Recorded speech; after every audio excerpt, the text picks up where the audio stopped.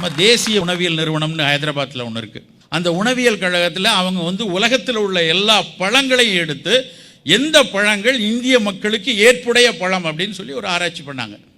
அவங்க உலகத்திலேருந்து ஸ்ட்ராபெரி எடுத்தாங்க, இந்த ஊரில் இருந்து ரோஸ்பெரி, எல்லா பழங்களையும் வைத்து கொண்டு எந்த பழம் மிகச்சிறந்த ஒரு ப்ரோஆக்டிவ் தன்மை இருக்குது, எதில் ஹை கலோரி இருக்குது, எதில் நிறைய விட்டமின்கள் மினரல்கள் எல்லாம் சினர்ஜிக்காக பொதிந்து இருக்குது அப்படிலாம் பார்த்து ஒரு பழத்துக்கு முதலிடம் கொடுத்தார்கள். எந்த பழம் தெரியுமா?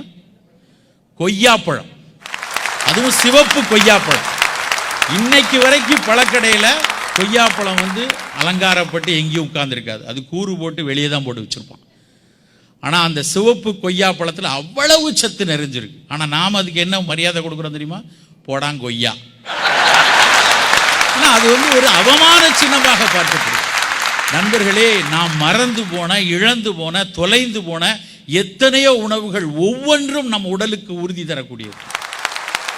நம்ம நாட்டில் அதிகமாக யூஸ் பண்ண 2 எண்ணெய் நல்லெண்ணெய் ஒன்றும் தேங்காய் எண்ணெய் ஒன்று தான்.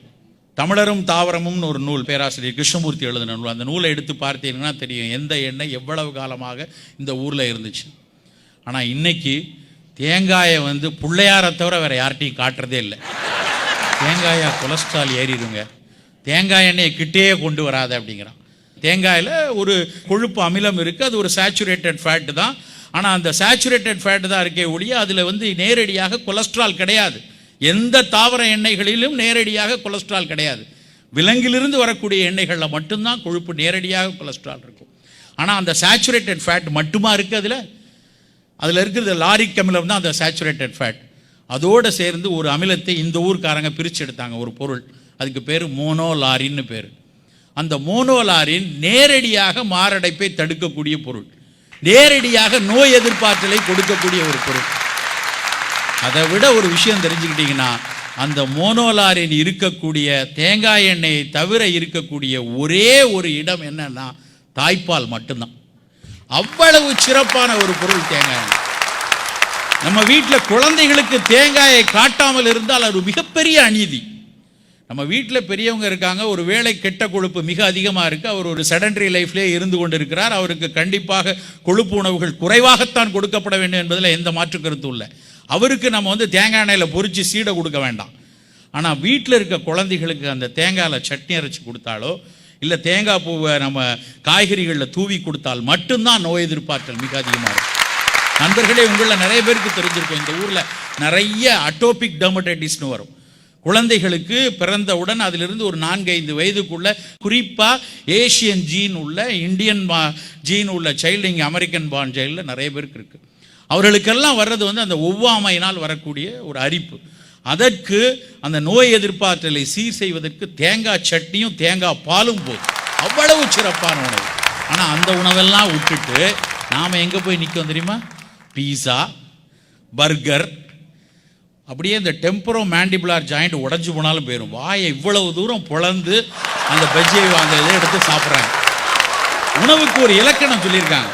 அந்த உணவு எப்படி, உணவு எதனால் செய்யப்பட்டுள்ளது, அதில் என்னென்ன கலந்திருக்கு, எப்படி பயிராக்கப்பட்டு வருது, எப்படி பக்குவப்படுத்தப்பட்டு வருகிறது, எப்படியெல்லாம் பாதுகாக்கப்பட்டு வருகிறது, எப்படி பரிமாறப்படுகிறதுங்கிற வரைக்கும் இருந்தால் தான் அதுக்கு பேர் உணவு. அந்த உணவு என்பது வெறும் பசிக்காகவோ ருசிக்காகவோ மட்டும் இல்லை, அதையும் தாண்டி உடல் நலத்திற்கு ஏதாவது ஒரு வகையில் நல்லது செய்தா இருக்கணும் அப்படின்னு சொல்லி தான் அத்தனை சித்த மருத்துவமும் ஆயுர்வேத மருத்துவமும் தமிழர்களுடைய அத்தனை பாரம்பரிய நூட்களும் சொல்லிட்டு வருது. இதைத்தான் 1985 ஜப்பானிய விஞ்ஞானிகள் வந்து சொன்னான். ஃபுட்டுன்னா அது வந்து it should not eel only calories, it should not give only protein, vitamins, இதெல்லாம் இருக்கக்கூடாது. It should have some proactive action, it should have some preventive action அப்படியெல்லாம் சொல்லி அந்த உணவுக்கு பேர் ஃபங்க்ஷனல் ஃபுட் அப்படின்னு ஒரு வார்த்தையை கொண்டு வராங்க.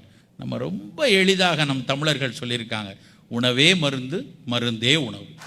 எவ்வளவு ஒரு தீர்க்கமான சிந்தனை உள்ள ஒரு சமூகமாக நாம் இருந்திருக்கிறோம். நண்பர்களே, நாம் ஒவ்வொரு அந்த சிறு சிறு தானியங்களாக இருக்கட்டும், எண்ணெய்களாக இருக்கட்டும், நம்மளுடைய பாரம்பரிய சமையல் பக்குவமாக இருக்கட்டும், ஒவ்வொன்றுக்கு பின்னாடியும் அறிவியல் ஒளிந்து கொண்டிருக்கிறது.